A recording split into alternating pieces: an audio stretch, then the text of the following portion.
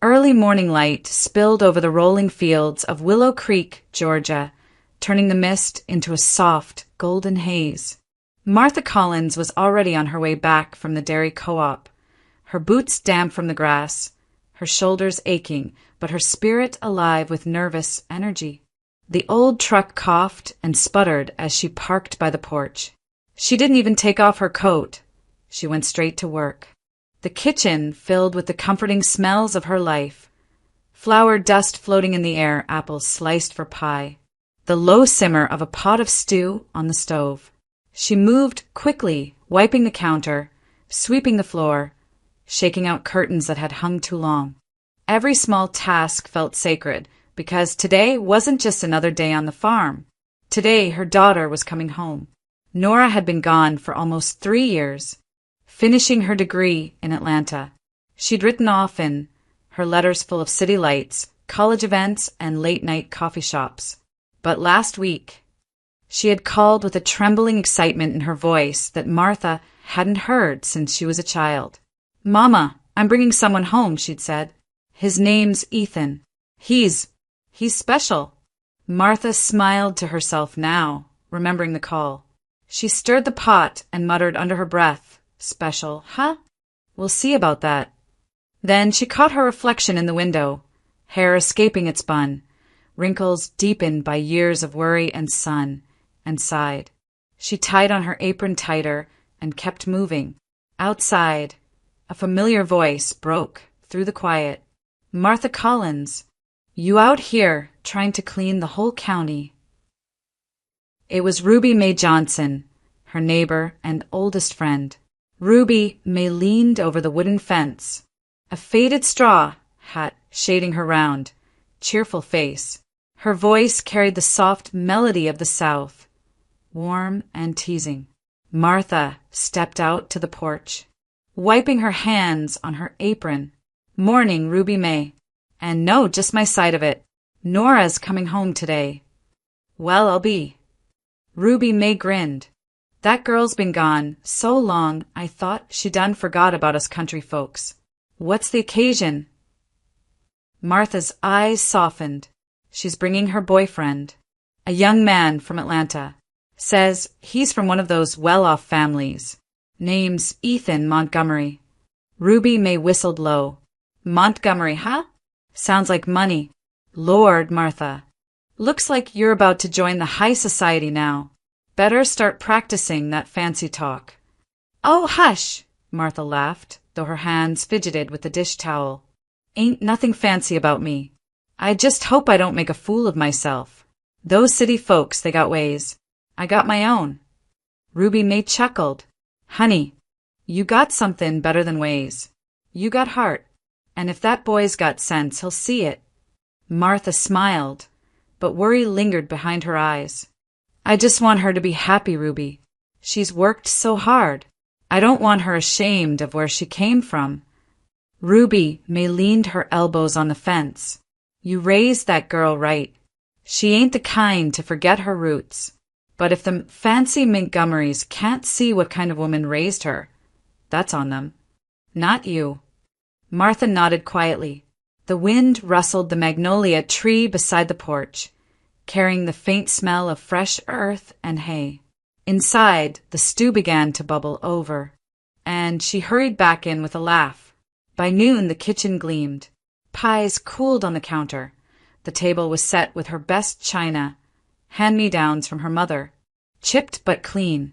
As she adjusted the lace curtain and looked out over the long dirt road leading to the farm, her heart thudded hard in her chest.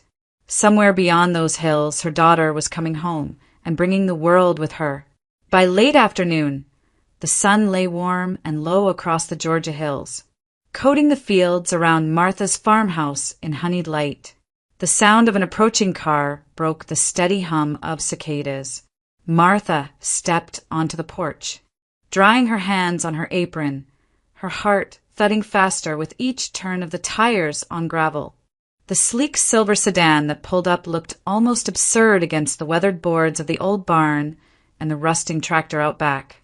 When the car door opened, Nora stepped out first, radiant in a linen sundress, her hair shining like chestnut silk. Behind her came Ethan, tall and impeccably dressed, his easy confidence marking him as someone raised far from country roads and muddy boots. "Mama!" Nora called, and before Martha could think, her daughter was in her arms. For a moment, the years melted away, college, distance, the endless ache of missing her. Martha just held her tight, breathing in the scent of city perfume and familiar warmth. When they pulled apart, Nora's eyes were shining. "Mama, this is Ethan." Ethan smiled, extending his hand. "It's an honor to finally meet you, Mrs. Collins. Nora has told me so much about you. I feel like I already know this place." Martha laughed, shaking his hand. "Oh, I doubt that, son. There's not much to know about a dairy farm but cows, fences, and mud." "Well," Ethan said, glancing around with genuine curiosity, "I've never seen a place this peaceful. It's beautiful here." Martha blinked, surprised by the sincerity in his tone. Most city boys she'd met couldn't hide their discomfort around country life, but Ethan looked at ease. He even offered to help carry the pie inside. Nora rolled her eyes affectionately. "He's trying to impress you, Mama." "Well," Martha said, smiling, "he's doing a fine job of it." Inside, the table gleamed beneath the low kitchen light. Martha's stew filled the room with the scent of thyme and beef, and her apple pie sat cooling by the window. Ethan took a deep breath and said softly, "It smells like home." Dinner was easy, laughter, gentle teasing, stories from Nora's college days. Ethan complimented Martha's cooking like a man raised with manners. "Mrs. Collins, this stew could make any restaurant in Atlanta jealous," he said. And Martha felt a flush of pride rise in her cheeks. "Now, don't you go saying things like that," she replied, smiling shyly. "You'll spoil me." Nora reached over and squeezed her mother's hand. "Mama, Ethan's parents are dying to meet you. They've invited you to dinner next week at Montgomery's table, his uncle's restaurant. Just a small gathering, nothing formal." Martha's smile faltered. "A restaurant?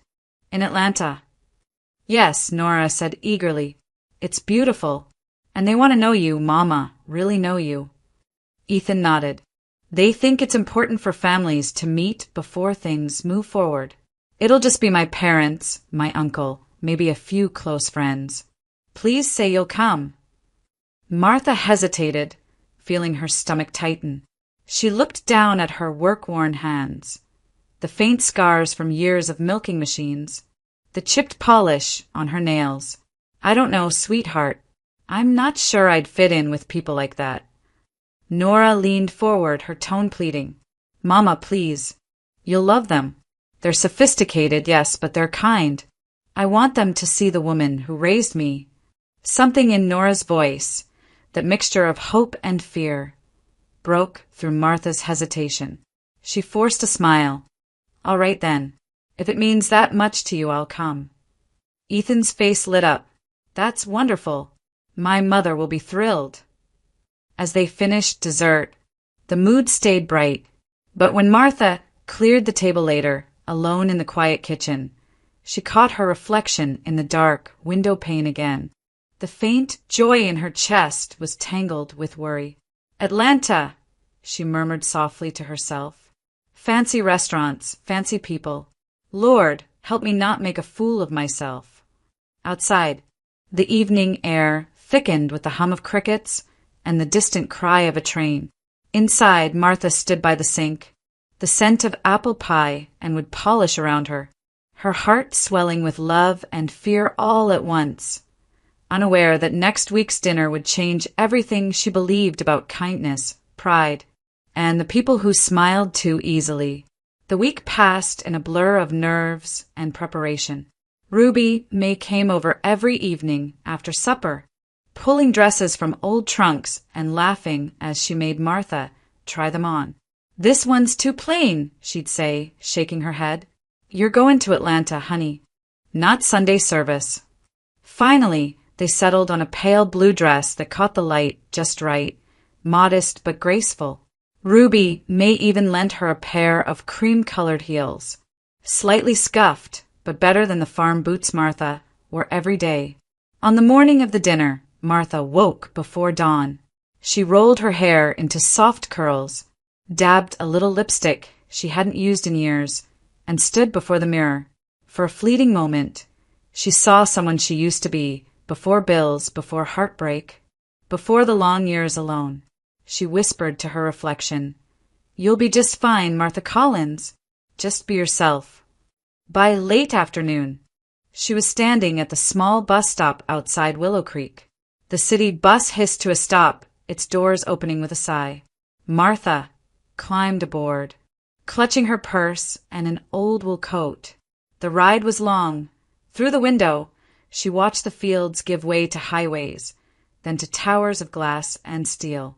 When the skyline of Atlanta appeared, her chest tightened. Montgomery's table stood at the corner of Peachtree and 8th, all gold trim and soft lighting. The kind of place where even the air seemed expensive. The doorman opened the glass door for her, and Martha murmured a nervous "thank you." Inside, the marble floors gleamed like ice, and a chandelier spilled light over rows of elegantly dressed patrons. She felt small, out of place, but she straightened her shoulders and walked toward the host's stand. "Good evening," said a young man in a crisp black suit. "Reservation name?" Montgomery," Martha said, her voice a little shaky. "Dinner party for the Montgomery family." The host glanced at his tablet and smiled politely. "Yes, right this way, ma'am." Relief washed over her. Maybe this wouldn't be so bad after all. He led her through the crowded dining room to a long table near the back, already filled with laughing guests and half-empty wine glasses. The women wore pearls and perfume that clung to the air. The men leaned back in tailored jackets, their laughter sharp as crystal. Martha stopped at the end of the table, smiling nervously. "Evenin'." "I'm Martha Collins," she said softly. "I was invited by Mrs. Montgomery." For a second, no one answered. Then one of the women, a tall blonde with diamond earrings, raised her brow. "Martha Collins," she repeated, then looked to her husband and laughed. "Oh, you're the lady who's treating us tonight." Martha blinked. I'm sorry." The man beside her chuckled. "Mrs. Montgomery told us she wanted to celebrate. Said a lovely friend of hers had already taken care of the bill. We didn't expect you'd join us too, but hey, the more the merrier." The words hit her like cold water. "Taken care of the bill," she whispered. "Yes," the woman said, lifting her glass. She said, and I quote, "A sweet woman named Martha Collins insisted we enjoy ourselves. She's covering the whole evening." Such generosity. The table erupted in polite laughter. Martha's throat went dry. Her fingers trembled around her purse strap. "There must be a mistake," she stammered, but the waiter was already approaching with a tray of champagne. "Would you like to open a tab, ma'am?" he asked quietly. "We'll attach it to your name as the host." The room began to spin. All the warmth she'd felt drained from her body, replaced by a dull, burning humiliation that climbed from her chest to her face. The guests continued chatting as if she wasn't there, sipping her supposed generosity. She turned toward the entrance, her heels wobbling on the polished floor. Eyes followed her as she walked, whispers curling behind her like smoke. At the door, she stopped, fumbling for breath. The doorman smiled, unaware, and held it open. Martha stepped out into the night, the cool air slicing through her lungs.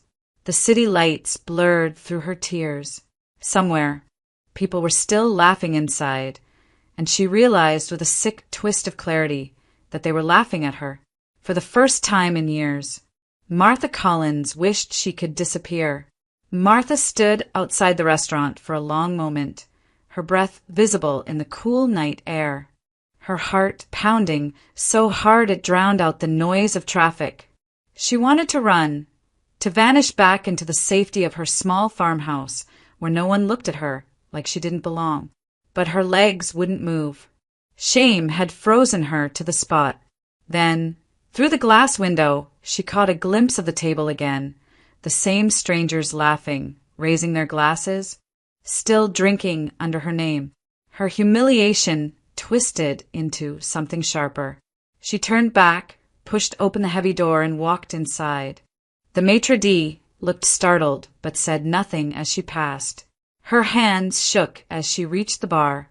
"A glass of wine," she murmured. "Red. The strongest you've got." The bartender hesitated, sensing her trembling voice, but poured it anyway. Martha took a long swallow, the burn of it cutting through her shame for just a moment. The warmth gave her courage, or maybe foolishness. She looked toward the small stage near the center of the room, where a local singer crooned lazily into the microphone, missing every other note. The song was one she knew by heart, a southern ballad her mother used to hum while cooking. Hearing it butchered made something in her snap. Without thinking, she set down her glass and walked toward the stage. The singer blinked in surprise as Martha stepped up beside her. "Mind if I try?" Martha asked softly. The young woman hesitated, then shrugged and handed her the mic. "Sure, lady. Knock yourself out." Martha turned to face the room. The crowd barely noticed her at first. Just another middle-aged woman, dressed plainly, hair a little undone.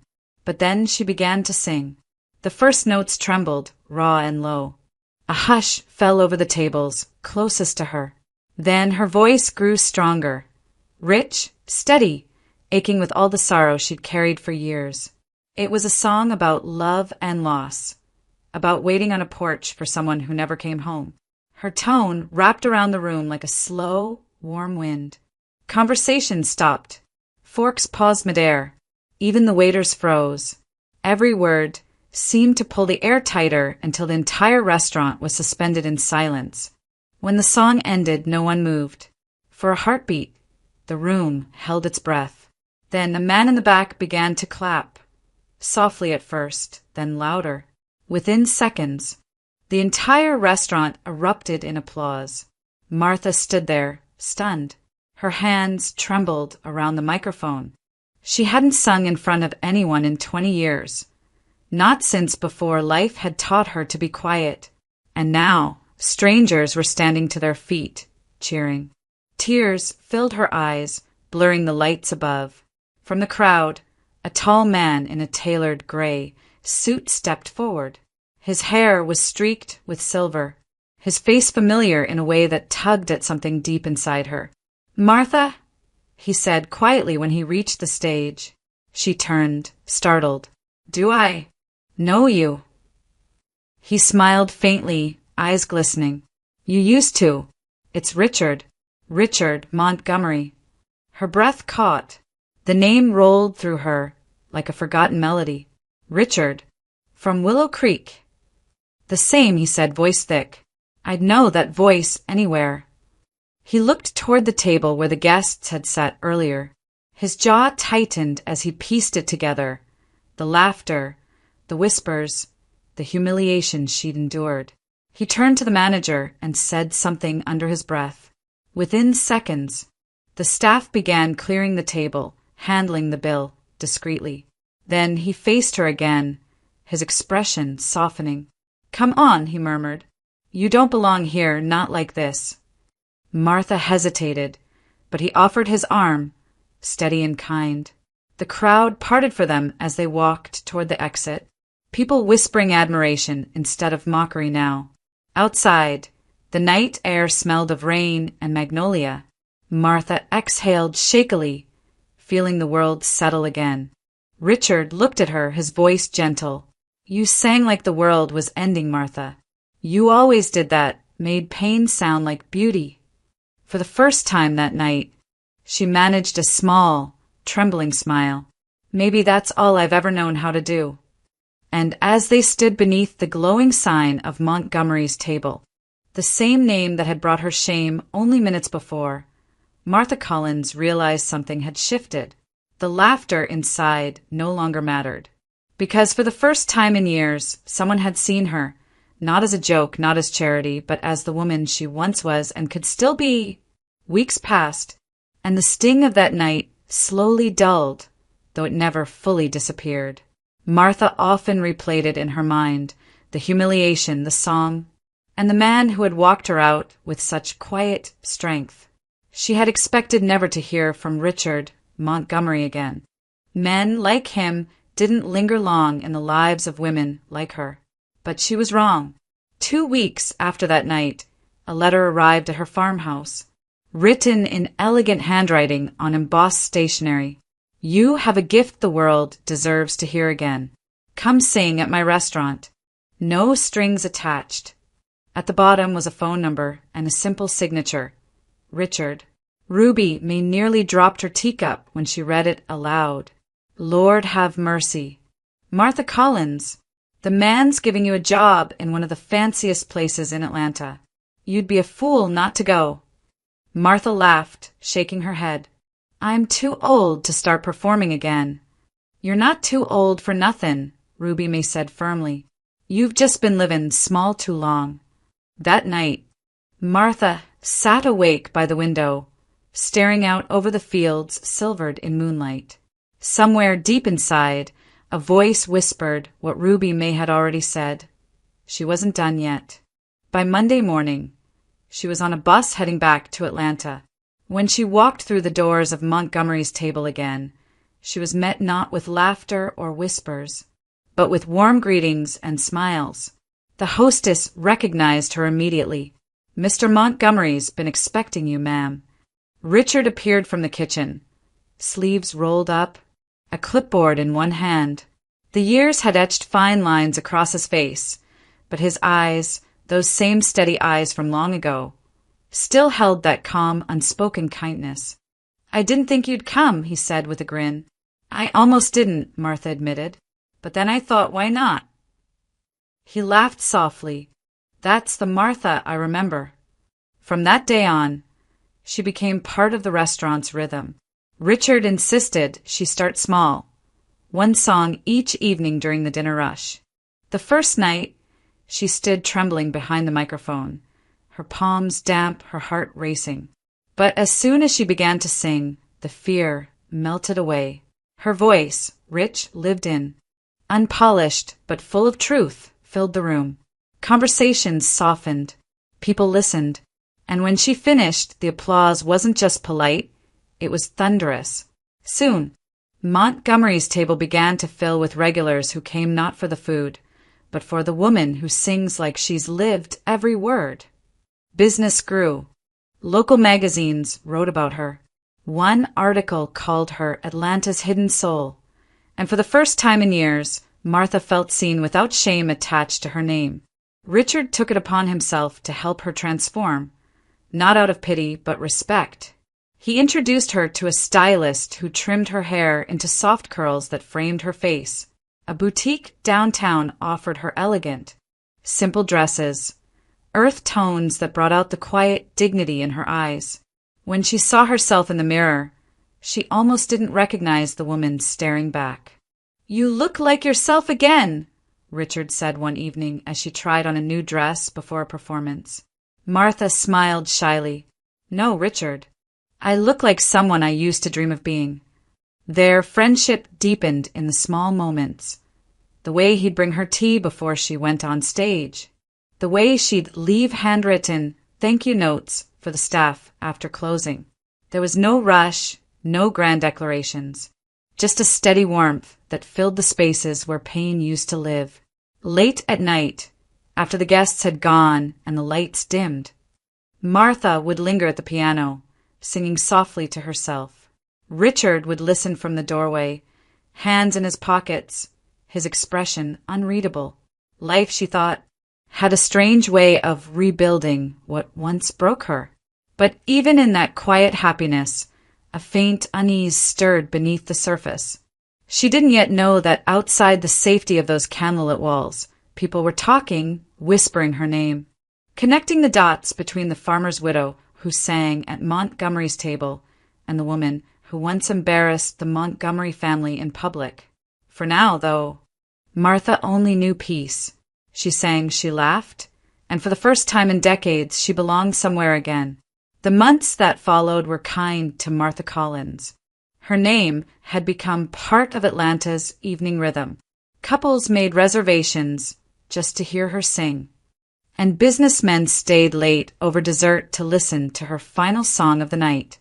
Richard often stood at the back of the dining room, unseen, a quiet smile tugging at the corners of his mouth as her voice floated through the room like something timeless. But fate, as always, was patient and cruel. On a warm spring evening, Montgomery's table was booked for a private celebration. The staff had spent the day arranging flowers and polishing glassware to perfection. Richard mentioned only that it was a family dinner, and Martha, busy with rehearsal, thought little of it. That night, when the guests began to arrive, the air shifted. The maitre d' greeted a tall, impeccably dressed woman draped in pearls, Valerie Montgomery. She swept into the room with the poise of someone used to being admired and obeyed.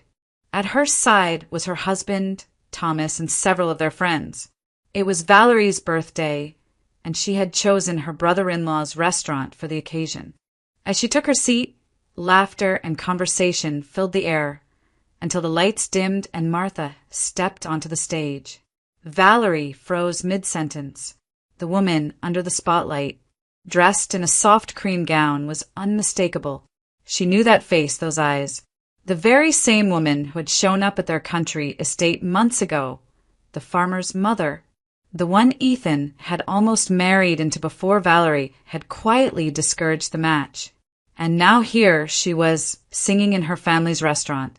For a long, silent moment, Valerie simply stared, unable to believe what she was seeing.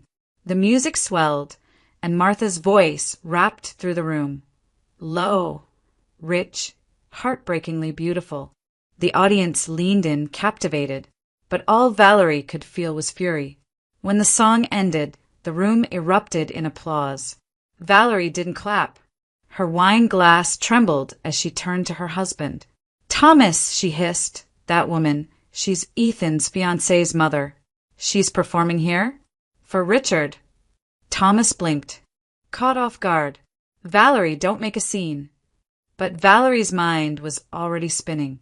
To her, this was humiliation revisited, her family's name, sullied again by that woman from Willow Creek. And worse yet, the way Richard watched Martha.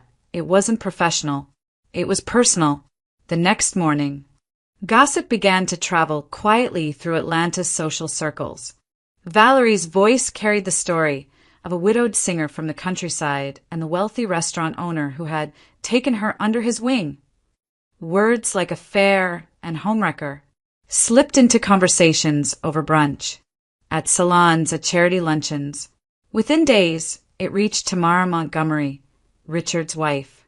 Tamara had once been a striking woman, sharp, stylish, endlessly charming, but the years had worn her thin.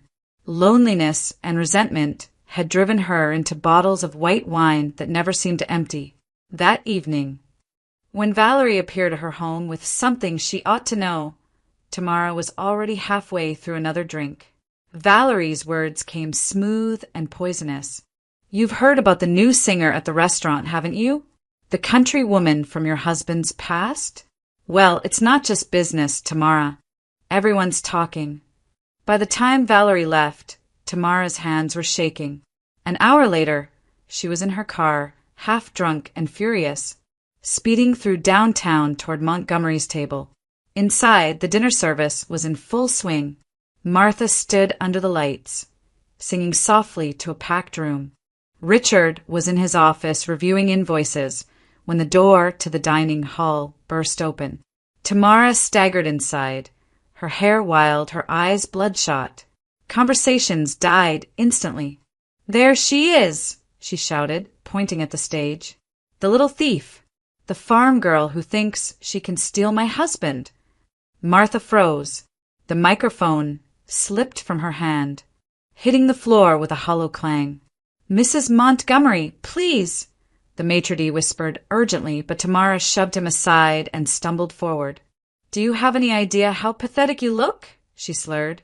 singing in his restaurant, pretending you're something special, while you're nothing. Gasps rippled through the crowd. Someone called security, but the damage was done. Richard emerged seconds later, face pale with disbelief. He reached Tamara and tried to steady her, but she wrenched free, tears and fury mingling as she spat the final word. "Homewrecker!" Silence. Martha's chest tightened. She didn't defend herself, didn't shout back. She simply turned, walked off the stage and through the side door. Outside, the night air was heavy with humidity, the smell of rain thick in the distance. She leaned against the brick wall, her breath ragged, her vision blurred with tears. The applause, the kindness, the fragile peace she'd built, all of it shattered in a single night. As thunder rolled over the city, Martha Collins realized she had once again become what the world wanted her to be. A woman to be judged, whispered about, and left standing alone. The bus ride back to Willow Creek felt endless. Martha sat by the window, her reflection flickering between the dark fields and the soft yellow lights of distant houses. Her dress still smelled faintly of wine and smoke, and her hands wouldn't stop trembling. Each mile carried her farther from the city, but not from the shame that clung to her like a second skin. By the time she reached home, the night was deep and silent. Crickets sang in the tall grass, and the porch light glowed dimly, left on by habit. She unlocked the door and stepped inside, greeted only by the hollow stillness of her small farmhouse. The moment it shut behind her, the weight of everything collapsed at once. Martha slid down to the floor, buried her face in her hands, and sobbed, raw, shaking sobs that filled the empty room. It wasn't just the humiliation this time.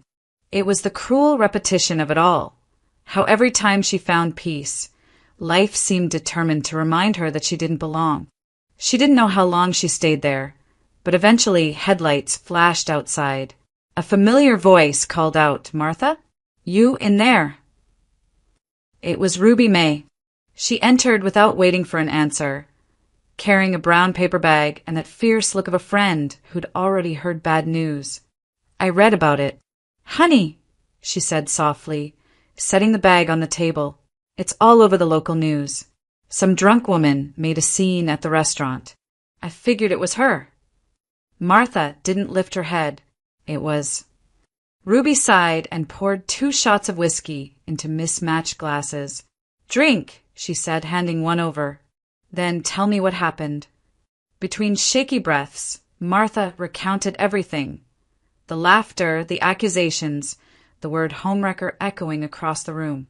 Ruby listened without interruption, only shaking her head and muttering curses at the Montgomery name. When Martha finished, Ruby reached over and squeezed her hand. "That woman's poison," Ruby said. "And you know it. But this ain't your fault, Martha. You just sang. You didn't steal nothin'."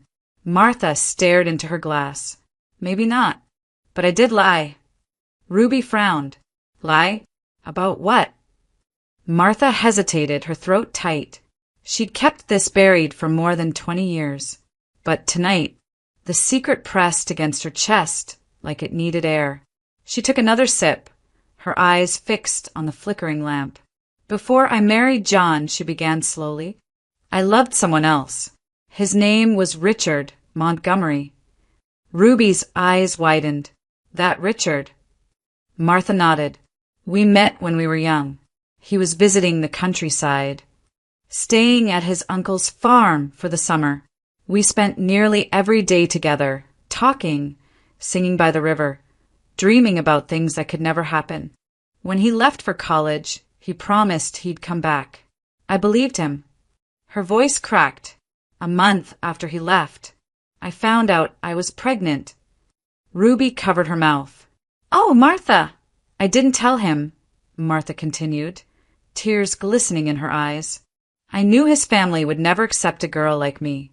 He was born into money, reputation, expectation. And I had a baby coming and no future to offer. I left Willow Creek for a while, worked in Savannah until I could afford to come back. When I returned, I met John. He was kind, steady. He raised Nora as his own and never asked questions he didn't want answers to. Ruby's eyes softened. So, Nora, yes, Martha whispered. She's Richard's daughter. The room fell silent except for the steady tick of the clock. Outside, the wind picked up, brushing against the windows like the whisper of time itself. You never told her? Ruby asked quietly. Martha shook her head. What would it change? She had a good father. And Richard, he had his own life. I thought it was best for everyone.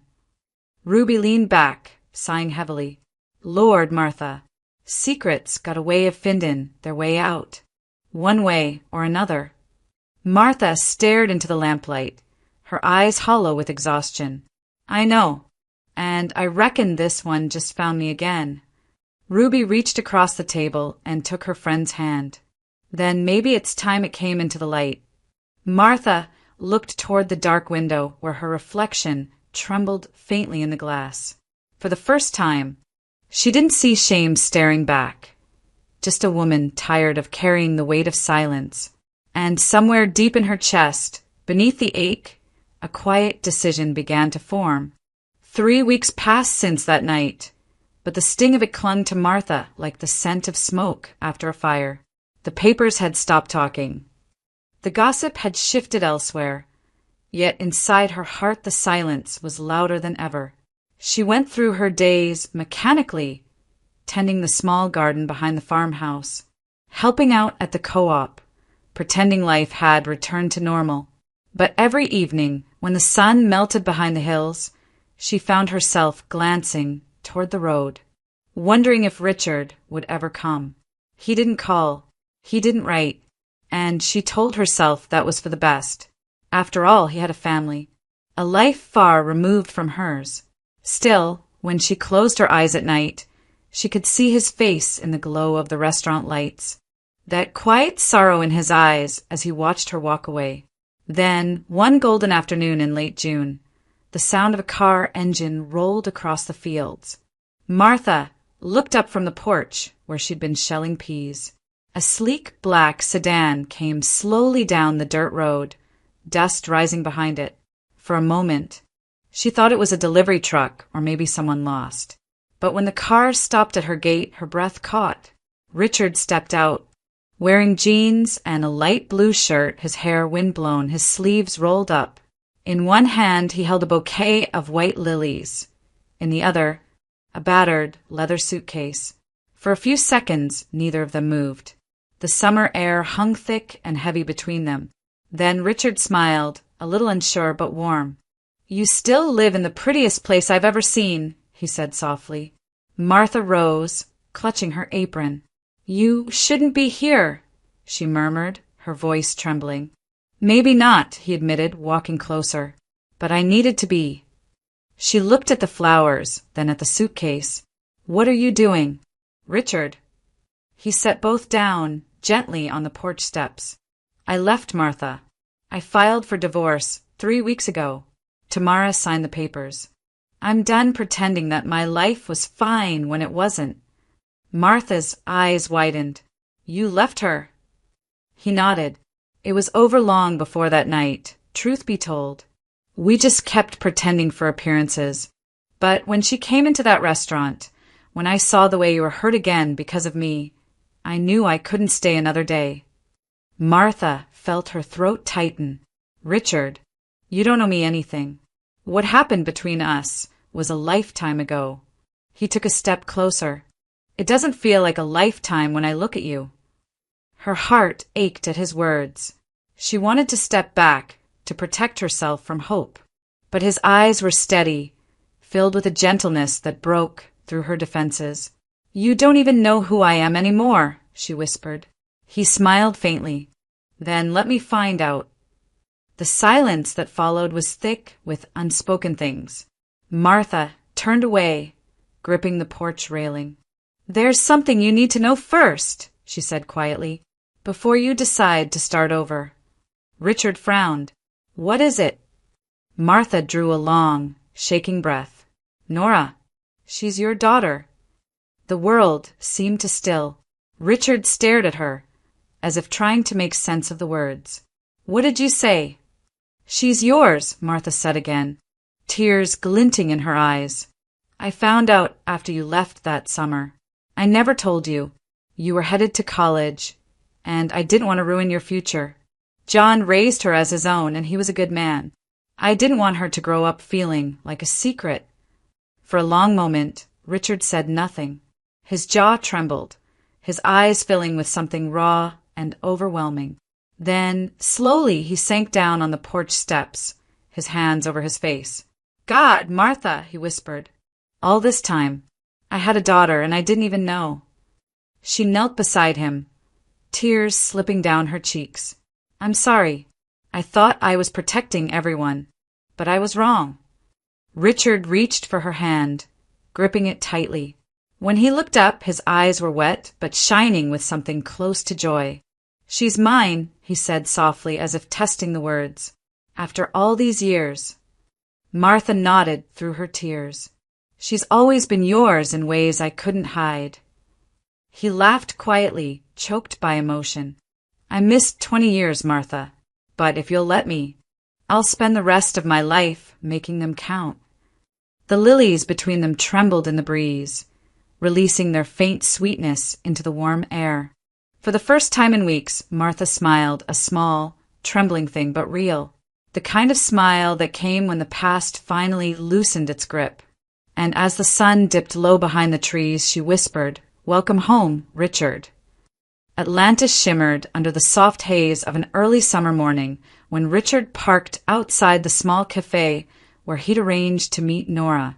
The city was alive with its usual noise, honking cars, people rushing to work, but he barely noticed any of it. His hands gripped the steering wheel as if to steady himself against the weight of what he was about to do. Through the window, he spotted her immediately. Nora sat near the back, a cup of coffee between her hands, her expression calm but guarded. She looked so much like Martha that it sent a tremor through him. Same eyes, same quiet strength. For years, he'd looked into faces of strangers, never realizing his own child had been just a few miles away. When he stepped inside, Nora stood, hesitant but polite. "Mr. Montgomery," she said softly, "Mom told me you wanted to talk." "Please," he replied, gesturing for her to sit. "Just call me Richard." For a long moment, neither spoke.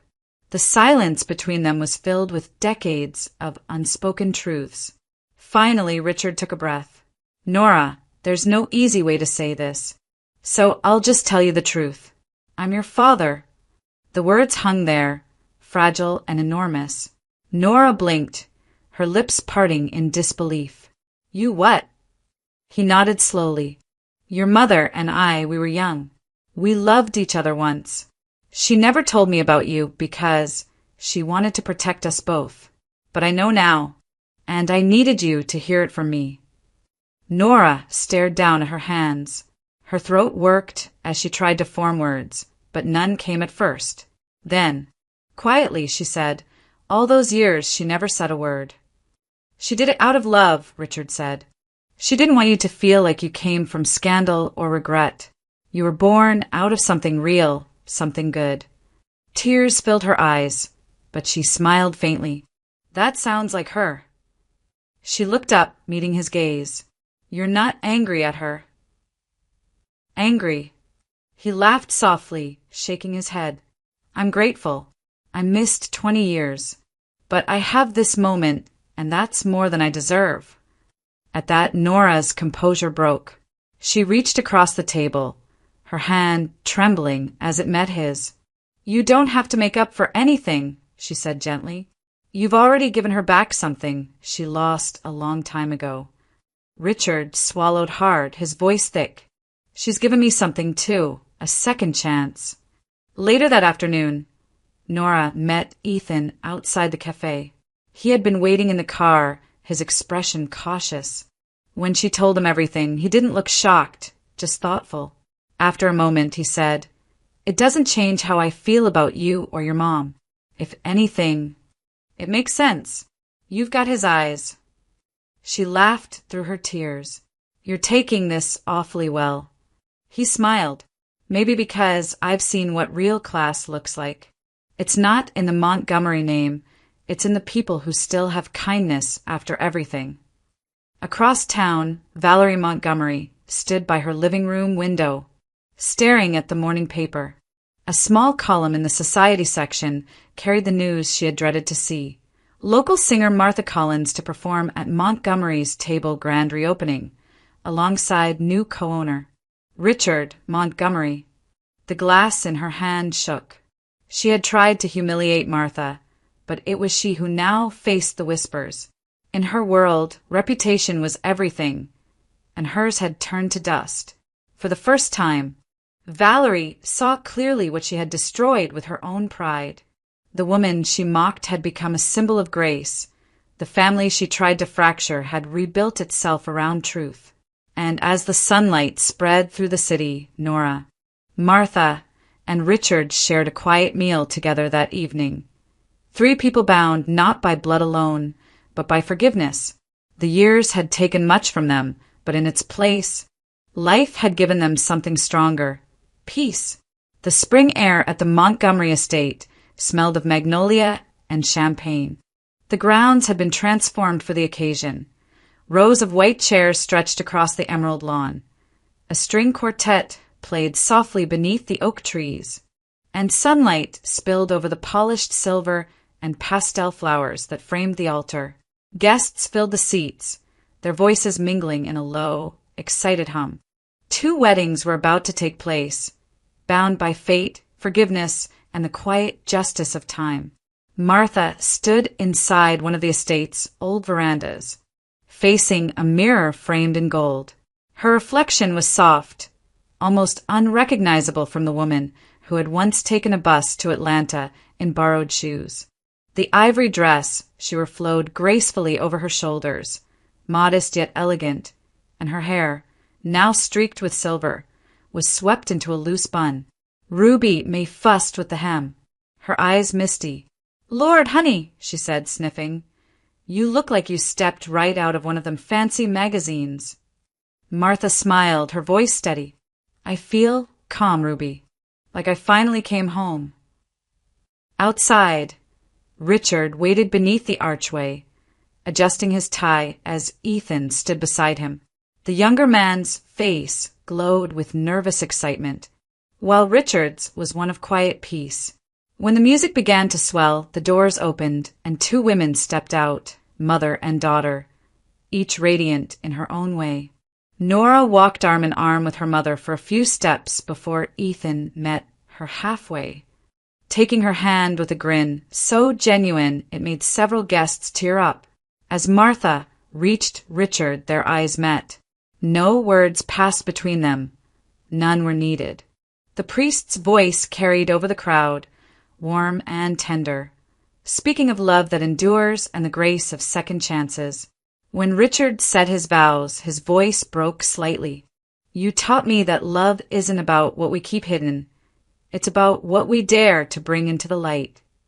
Martha squeezed his hand, her eyes glistening. "And you showed me that even after years of silence, hearts can still find their way back." Applause rippled through the crowd when they exchanged rings. Then it was Ethan and Nora's turn. 2 hearts beginning where another story had almost ended. As they kissed, the guests cheered, and the quartet shifted to a lively southern tune that set the tone for the celebration that followed. Later, as the evening settled into twilight, lanterns glowed in the trees, and laughter drifted across the lawn. Martha stood near the edge of the garden, watching Nora dance barefoot with Ethan under the string lights. The sight filled her chest with a warmth that no words could capture. She turned when someone approached. Valerie Montgomery stood a few feet away, holding a glass of wine. Her usual composure softened into something humbler. For a moment, neither woman spoke. Then Valerie said quietly, "You have every reason to hate me, Martha. I was cruel. I judged you before I ever knew you. But seeing this, seeing what you built, maybe I was the fool all along." Martha looked at her for a long moment, then smiled gently. If not for that dinner, none of this would have happened. Valerie blinked, startled, then nodded slowly. You're a better woman than I ever gave you credit for. Maybe, Martha said softly, or maybe I just learned that dignity doesn't shout, it waits. As the night deepened, Richard joined her, wrapping an arm around her shoulders. Fireflies winked in the tall grass beyond the terrace, and the sound of Nora's laughter carried through the warm air. Martha leaned into him, her heart full. You know, she murmured, sometimes humiliation isn't the end, it's how life clears the stage. So your real story can begin. Richard smiled, pressing a kiss to her temple as the music swelled again. Around them, guests danced beneath the glowing lanterns, and the estate shimmered with the light of something rare. Grace born from pain, love reborn from ruin. And for the first time in a long, extraordinary life, Martha Collins Montgomery knew the curtain had finally risen on her truest beginning.